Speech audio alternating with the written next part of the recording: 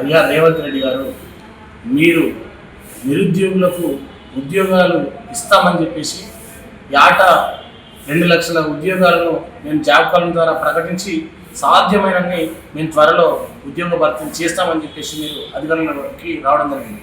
అధికారంలోకి వచ్చి 2 సంవత్సరాలు దాటినా కూడా ఇప్పటి వరకు ఎక్కడేసిన బొమ్మలు అక్కడే ఉండదు. నిరుద్యోగుల యొక్క అవస్థలు నానా రీతిగా అనేక ఇబ్బందులతో ఉన్నాయి. ఈరోజు అందరూ కూడా లైబ్రరీలో చదువుకుంటున్నప్పటికీ కూడా ఏ ఒక్క నోటిఫికేషన్ రాక వాళ్ళు అనేక అవస్థలు పడుతున్న పరిస్థితి మనకు కనుగొనబడుతుంది. డిఎస్సి ఏమని అడుగుతూ ఉన్నారు, గ్రూప్ 1 ఏమని అడుగుతూ ఉన్నారు, గ్రూప్ 2 ఏమని అడుగుతూ ఉన్నారు, ఎస్ఐపిసి కానిస్టేబుల్ జాబ్ ఏమని అడుగుతూ ఉన్నారు, ఎక్సైజ్ పోస్టులు ఏమని చెప్పేసి అడుగుతూ ఉన్నారు. రాష్ట్రంలో మీరు కొత్త నూతన పరిపాలన భవనాలు నిర్మించినప్పుడు ఉన్న ఖాళీలను గుర్తించి అదేవిధంగా ప్రస్తుతం ఉన్నటువంటి ఖాళీలను వాటితో జత చేసి కొత్త పోస్టులన్నీ కూడా క్రియేట్ చేసి మీరు రాష్ట్రంలో అనేక మందికి ఉపాధి కల్పించాలనే బాధ్యత మీ మీద ఉన్నది. అయినప్పటికీ కూడా మీరు ఉద్యోగాలు లేక విద్యార్థి నాయకులందరినీ కూడా నిరుద్యోగ సెక్రటరీ ముట్టడిని భగ్నం చేసే కుటుంబంలో భాగంగా మీరు ముందస్తుగా అరెస్ట్ చేయడం జరిగింది.